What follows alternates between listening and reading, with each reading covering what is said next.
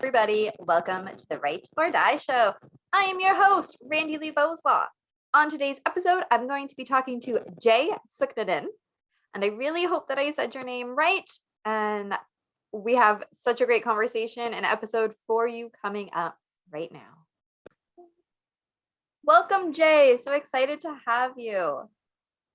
Oh, thank you, Randi-lee. I'm very grateful to be here. Well, start by telling us a little bit about yourself. Okay, do you want the short version or the long version? The short version. Okay, cool. I was born in Bensonhurst, Brooklyn. My family's from Trinidad. I went through my rough patches in my teenage years. I was an A student when I was younger, really good. I was raised with respect and manners, and I was always very outgoing and charismatic, so it was cool. And went through that transition in high school when I went through my downfalls, woke up, went to college, studied chemical technology and biochemistry. And the only reason I even took chemistry as my major was because someone told me challenge myself. And it was the only Regents I failed, right? So that's why I took it as my major in college. And I realized I could still have my childhood dream of becoming a doctor. So I was super grateful when they challenged me to challenge myself. And no matter all the nonsense I did in my childhood, once you keep your shoulders back and your head high, you can have whatever you want out of life. Love it. Thank you. So I went down that path and studied biochemistry, connected with monks, started teaching meditation and meditating myself more and more. Mm-hmm. My friend, he had become a life coach. He said, "Hey, Jay, can I try this on you?" I said, "Okay." He said, "What's your purpose?" He said, "What's your purpose in life?" I answered it, but I kept it moving. Became an EMT since I wanted to be a doctor. I did that for 4 years, and I saw I didn't want to do what doctors had to do. Yeah. I love the doctors themselves, but the system itself is not always set up for the best for the people. Oh, okay. Yeah, that makes sense. Yeah, so I got into nutritional therapy, personal training, public speaking. And I was transitioning. I said, if I'm not going to be a doctor, why am I an EMT? So I was trying to learn how to make money. And so I went into real estate. Okay.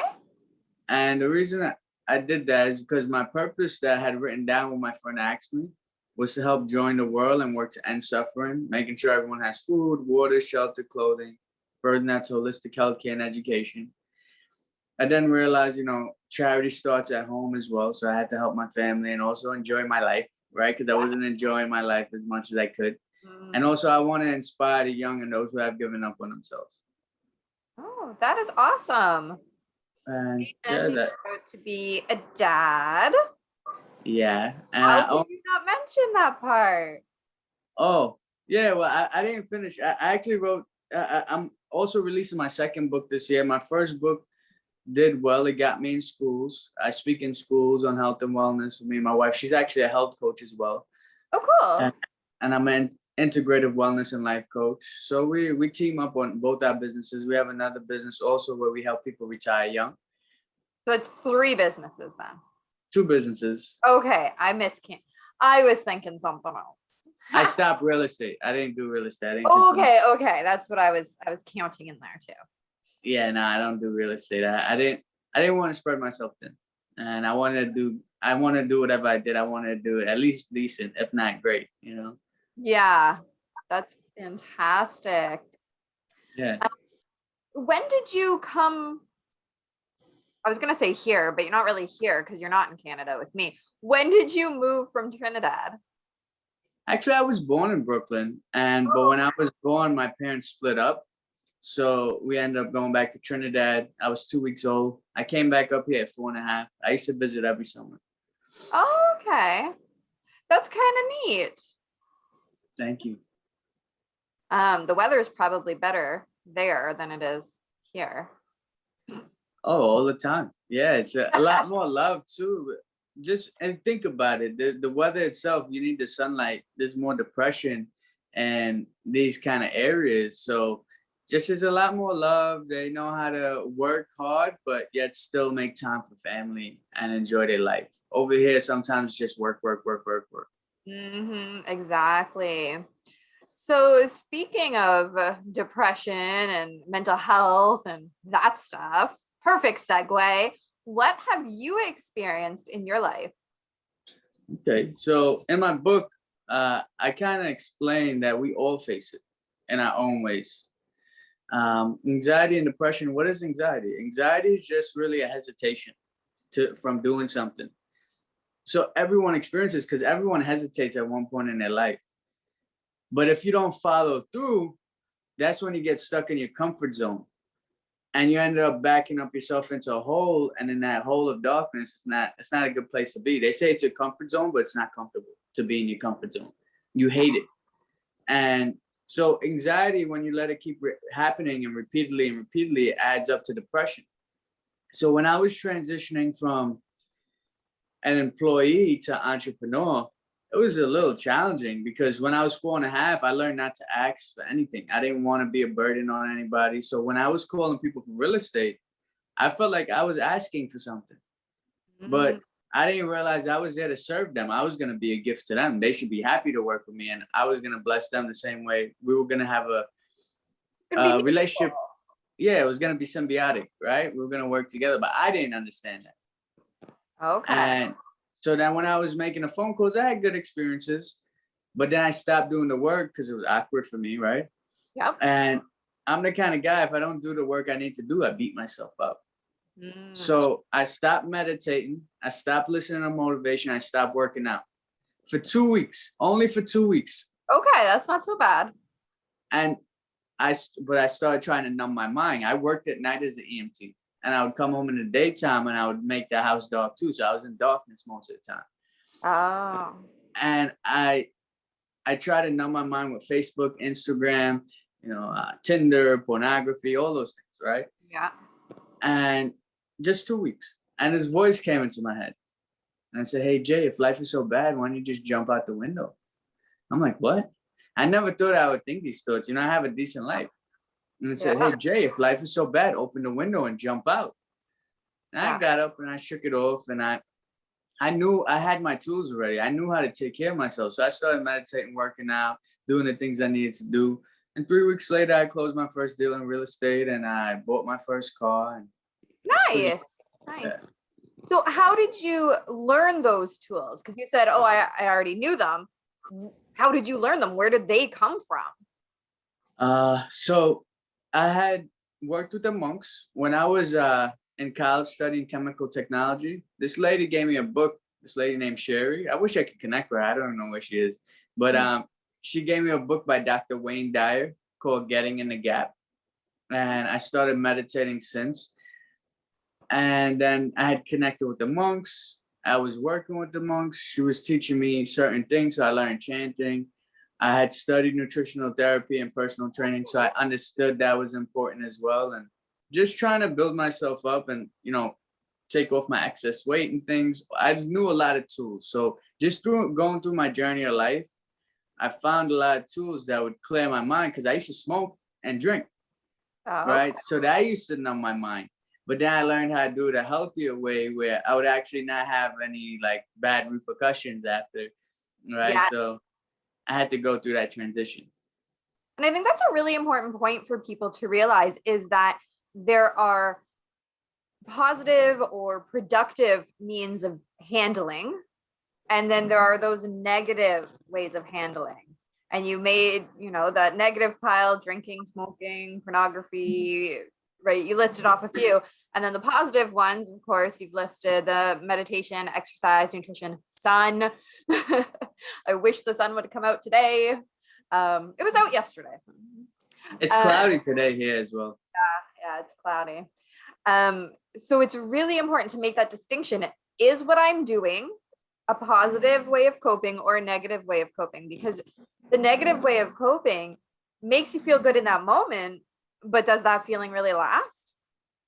Exactly. And it's like people are avoiding it. They're not facing it. When you do the negative ones, it's because you're avoiding it and you don't want to face reality. When you do the other ones, it's because you're trying to get through your thoughts. You're trying to heal yourself, heal your past, work through whatever you have to work through to be a stronger version of yourself. The other way, you're kind of wimping out. You know, you're stronger than you think.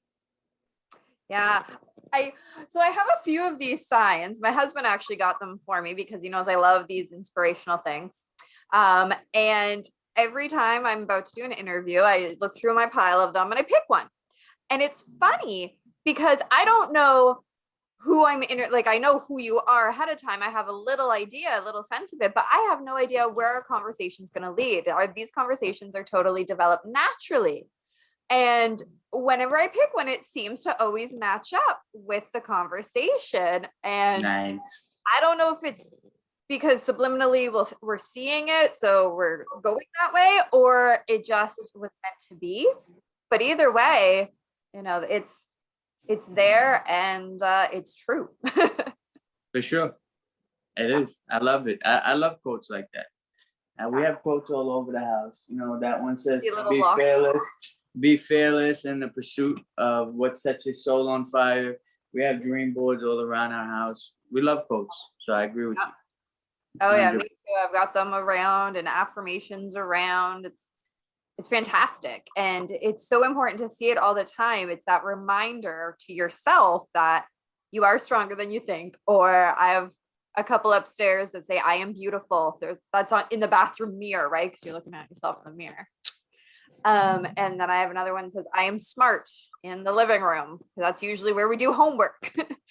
So whenever, you know, my kid starts complaining, oh, I don't get this. This is too hard. I'm stupid. I'm just like, this is why that is there, because I am smart. And then you repeat it to yourself over and over.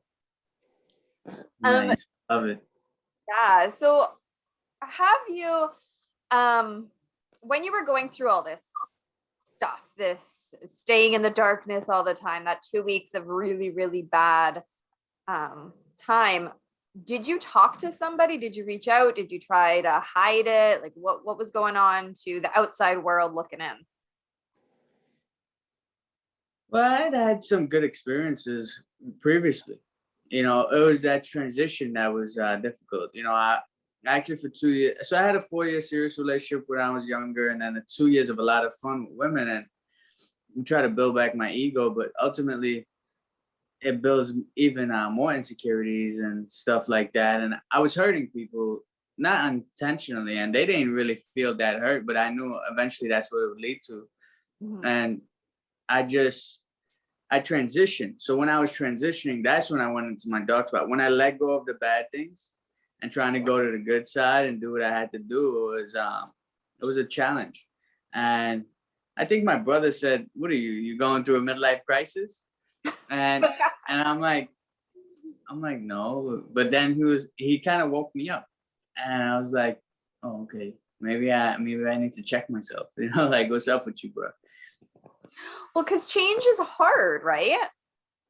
I like the way that you said that though, with transition instead of change, because transition to me, and this is, you know, I'm not a dictionary, I'm not a walking dictionary, even though my kid thinks I am, but I'm not. Transition to me means you're trying to make something better for yourself, right? Whereas change it's part of transition because things are changing, but change could be seen as more negative. Just in my experience, when people have talked about, oh, this is changing and my job is changing and I hate it, like I have experienced a lot of people saying change with negative experiences. So I really like your word transition, just because transition to me is a more positive term. I mean, it's not a big deal. It's just my life experience showing it that way. Nice. I think that's what they should call even jails and jails and shelters. They should call them transitions, you know, and they should help people transition to where they want to go. But yeah, I agree. Yeah, and I don't know what you have around, but we do have some places that are called transitional homes, and they really? And they are. Wow, that's funny. Who are, you know, hard on their luck or whatever the circumstances are, trying to make that transition from that harder time to a better life. So we are slowly getting that term out there, like you had said. That's amazing. I love it. Yeah, maybe your community needs to adopt that term. For sure. And change, it could be harsh, it could be cold, but I feel the way I really look at everything now is just counting your blessings. The more you count your blessings, the more blessings you have to count, and just focus on all the good. So that allows your life to kind of change in its own rights because you're looking at the good, and whatever you focus on is going to expand, they say.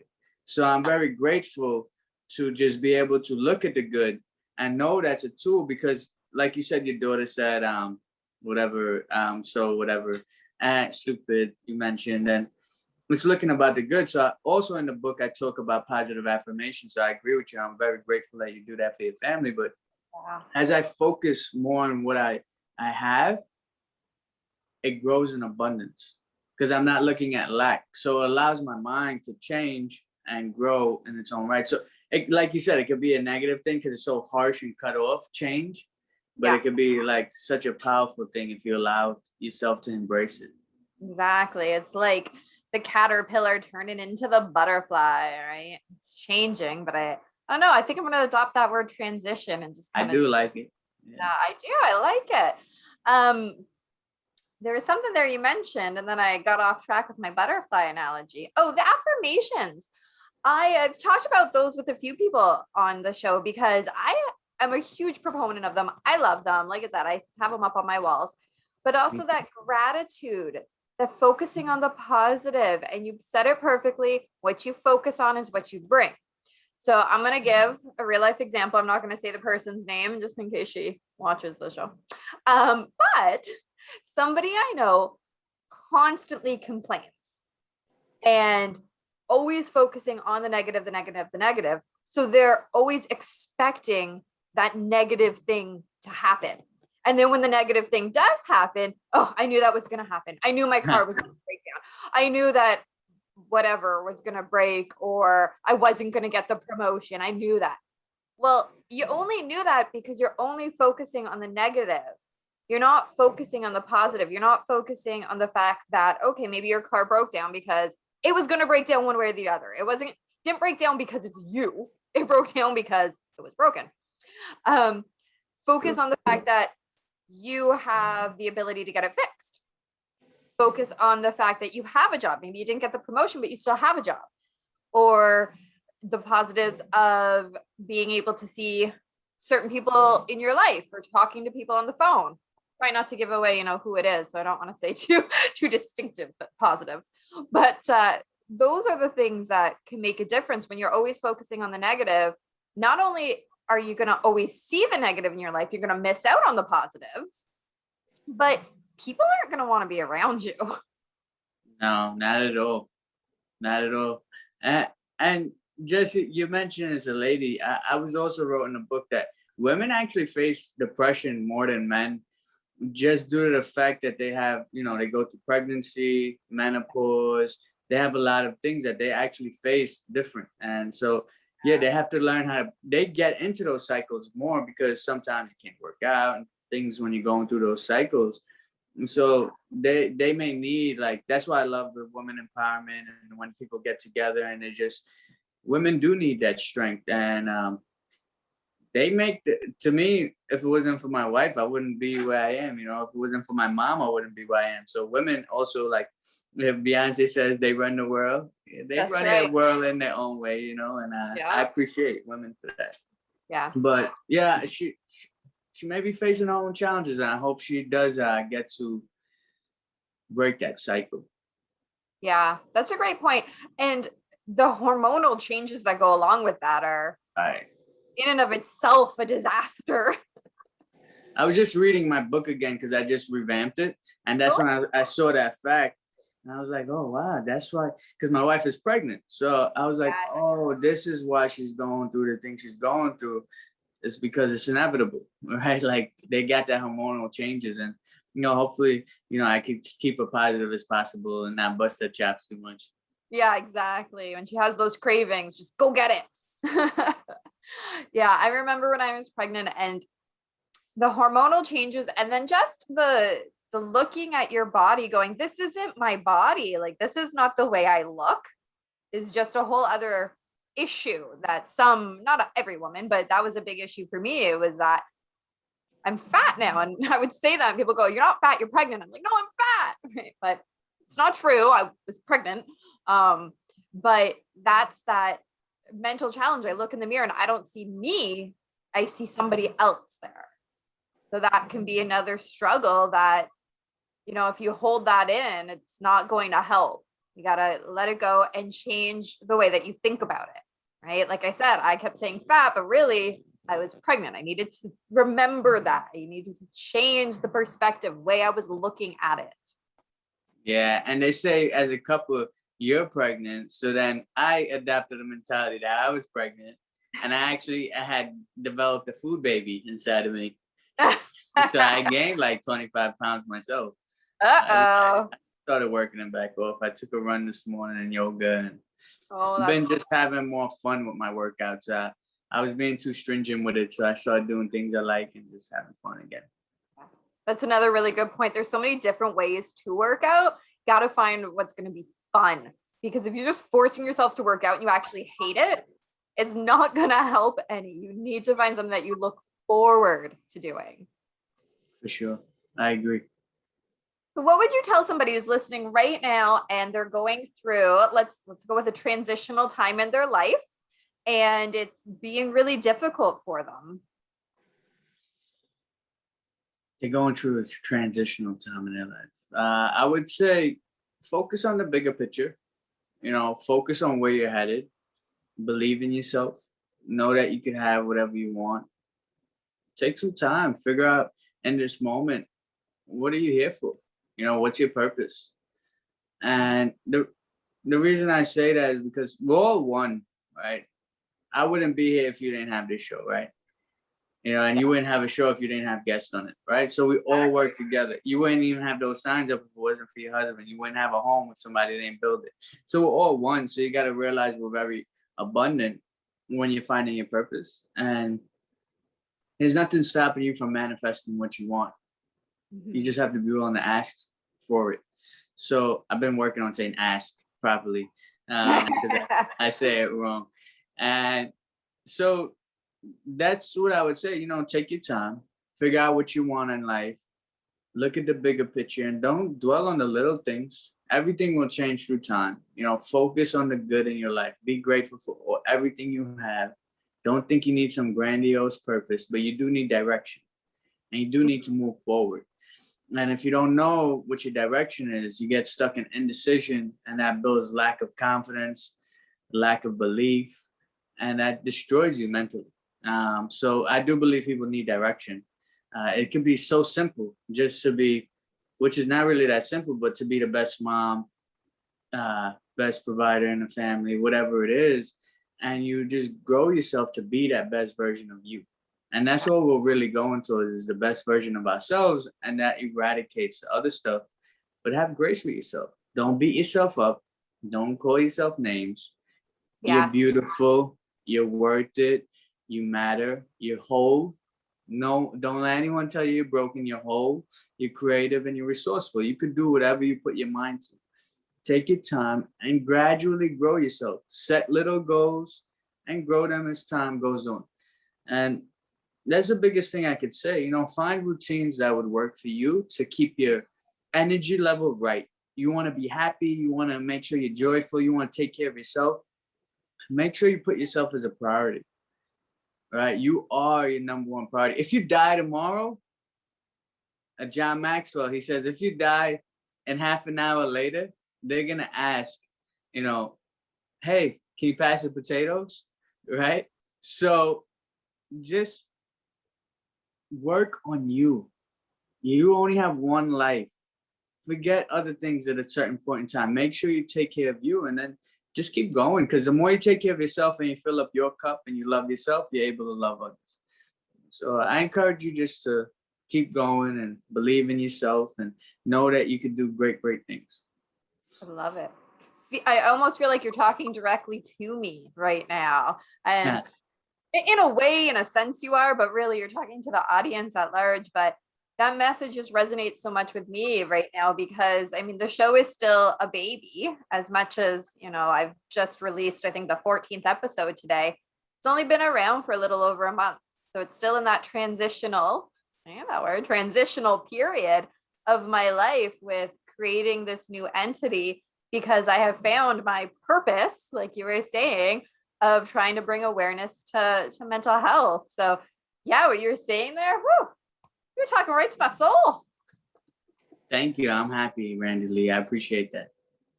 And where can people find your books? Where can they find my books? They could just Google me and type J Sooknanan, and Sooknanan is Sooknanan, and they could just Google it and they'll find it on Amazon. It's in Barnes and Nobles as well online, and yeah, it's super easy to find me as well. You can look me up on Facebook, Instagram, and reach out as well. That was going to be my next question. Perfect. And all of those links will be down in the description below, so you can very easily click and follow, click and purchase, whatever. Just click it. And you said that your next book is being released when? Did you have a date or? I've been doing a lot of proofreads on the book because my first book I barely did any, and I found like 25 errors, and I didn't like the cover, but I think that's the way it goes, right? The first one is like a test run. It got me in schools though, and it got me paid, Never so said it was bad, right? But you learn from it. Yeah, but definitely, yeah. But it was still a blessing in its own rights. But I just saw I could do better, and so I actually made the book cheaper. This book that I mentioned in the book I wrote, the first one, but the second one, yeah, I didn't release it yet. It's still in the process. I'm doing my last proofread. I have like 25 pages left. Me and my wife are reading it together, so we have a perspective, and she can kind of see what I want to do in life, because I talk about how we could create world peace. And I talk about my story as well. And actually, we read every day, but we never read out loud. So we read this book out loud to proofread it. And it was the first book my son heard, right? Oh, yeah, that's kind of cool. It is pretty cool. I thought that was cool. Yeah. Oh, that's wonderful. So we will just have to have you back on the show when it gets closer to being released so that we can talk a little bit more, because there's always more that we can talk about with mental health. Sure. But our time is up for today's episode anyways. So thank you so very much for being on the show. And thank you so much for your time and the opportunity to be here and spreading mental awareness. I think it's very important. Mental health is crucial, and it's what impacts every day of our life and what could transition the world to be the change. The world peace starts with us, and it starts with our own mental health. That is so true. I told you it was a good episode, right? I think so. And, obviously I'm right. Jay had some great insights, and it really is about looking at the positive in life. If we're going to just focus on the negative in life, then that's all you're ever going to see is the negative. We got to focus on the positives, got to focus on transitions, not changes. I don't know. To me, it just speaks a little bit differently. It might not mean anything different to you, but that's what makes us awesome people, is that everybody has a different way of looking at things. And that makes us beautiful, wonderful, stronger than you think people. So be sure, of course, to give Jay a follow. His links are down below in the description. And if you don't follow him, how will you know when his new book comes out? And it's pretty cool. He was telling me more about it afterwards, and that conversation will be posted to the Patreon page for everybody to have that behind the scenes. If you're a part of our patrons, you get that little extra snippet, which is always lots of fun to see. And he talks about that new book, and it sounds really, really good. We're actually talking about title choices, and he's got some really cool title choices that I like. So be sure that to check that out if you are part of the patrons. As well, make sure that you hit that like and subscribe button here at the channel. Share this video out, because the only way that we can end the stigma of mental health is to speak openly and honestly. Remember that we do have a merch store as well, and 10%, there we go, I can talk. 10% of the proceeds will go back to the Canadian Mental Health Association.